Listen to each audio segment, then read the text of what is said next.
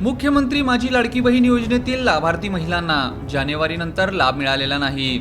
आता ज्यांची ई-केवायसी चुकली त्यांची 31 मार्च पर्यंत दुरुस्ती सुरू आहे। राज्याच्या अर्थसंकल्पात योजनेसाठी तरतूदही झाली आहे। आता योजनेच्या निकषानुसार पात्र ठरलेल्या लाडक्या बहिणींना नवीन आर्थिक वर्षात म्हणजेच 15 एप्रिल पूर्वी फेब्रुवारी व मार्च महिन्याचे प्रत्येकी 1500 रुपये मिळणार आहेत। सोलापूर जिल्ह्यात लाडकी बहीण योजनेचे सुरुवातीला 11,20,563 लाभार्थी होते।